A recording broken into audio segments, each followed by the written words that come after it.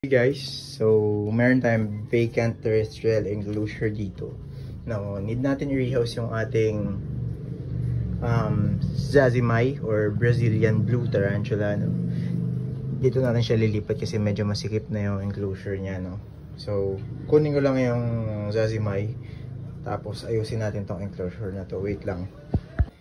So, ito na yung ating Zazimay or Brazilian Blue. No? Kita nyo, ang ganda, diba? Need natin siya ma-rehouse kasi kita nyo naman, ayan lang yung enclosure niya, ang pangit, diba?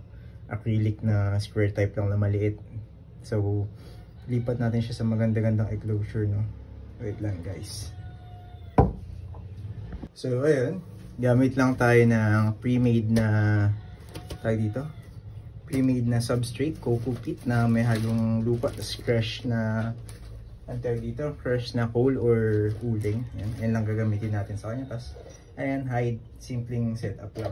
So, umpisa na natin. Natin patagalin pa. So, first off, lagyan muna natin syempre ng substrate para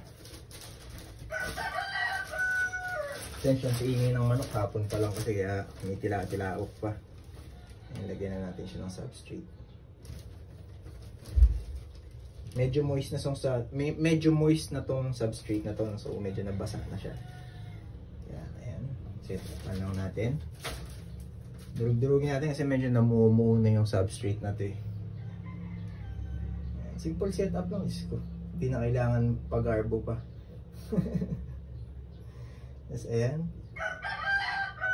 Durugin lang natin yan. Tapos lagay natin tong hide na to. Tong plant, ano na to? Yung paso na gawa sa plastic, di ba? Ang galing. Baguhan. Kaya wala nanonood sa atin eh. Puro kabal-bal ang ginagawa eh. Ayan. Tapos dagdagan lang natin yung substrate, no? Para lang malubog to konti. Dagdagan pa natin.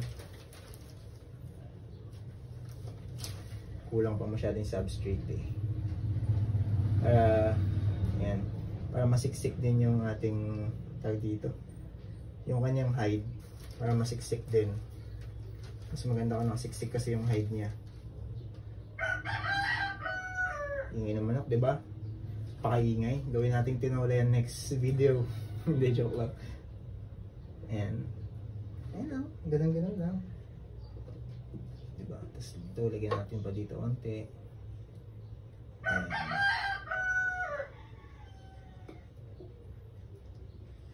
So, ayan. Nalagyan natin ng konting substrate yung loob. Lagyan natin. Siksikin natin. Mas gusto ko kasi yung siksik yung substrate. Yung madami.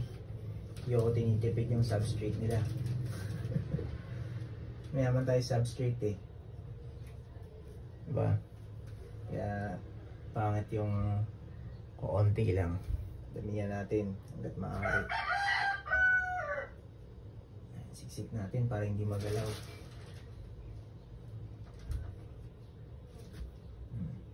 Yan lang. Diba? Simple setup. Simple pero rock. Bato. Corny. So ayan. Tapos balisin nga dito para pumasok yung ano din. Diba? Ayan.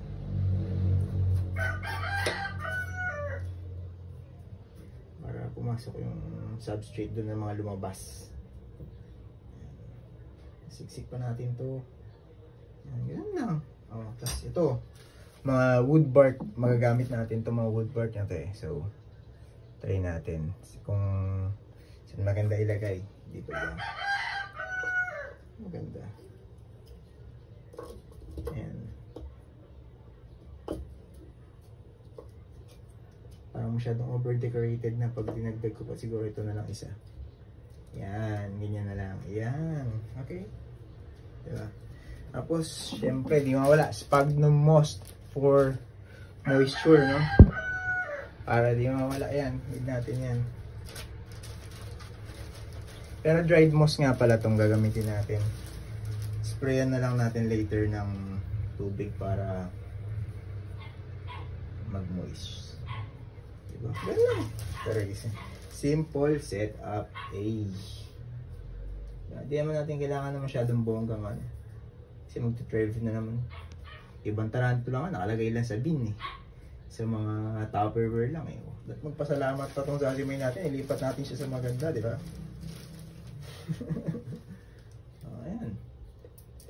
Tapos, sprayin lang natin ng konting tubig para mabasa yung dito. Yung sphagnum moss. Ayan. Putak eh. Nagliliparan lahat ng moss. Malakas ng tubig kasi. So, ayan. Kutsarain na lang natin. Basa eh. Ayan. So, ayan. May moisture na. Nabasa na. Medyo moist na yung ano. Tapos ito, lagyan lang natin yung water dish. Ayan. So, konting tubig. Oops. So, gano'n na. Okay na. And then after that, lipat na natin yung ating Zazimay or Brazilian Blue Tarantula.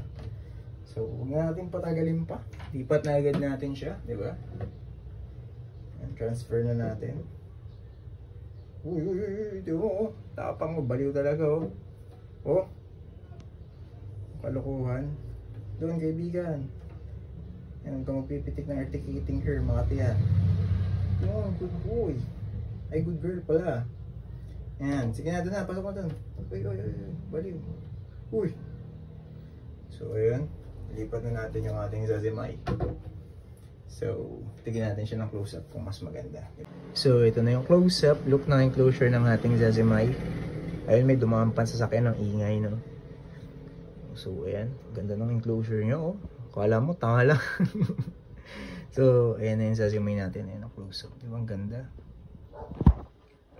Ganyan siya aganda. Ganyan yung nag-beautiful eyes pa yun. Wait tayo mag-focus ng camera. Ayan o, di ba? Ganda o. Duling. So, ayan lang guys. Simple setup lang, no? Hayaan na natin siya ma-enjoy yung closure niya, no? Papasukin natin. Pasok dun. Pasok. Di mo ang tapang, oh. Oh. Baliw talaga. Ulo. So, ayusin ko na to guys. Papatong ko na sa patong itong enclosure na to. And hayaan ko na siya ma-enjoy itong bagong gawa niya enclosure, no? So, hanggang dito na lang guys for today's video. And thanks for watching. Bye-bye!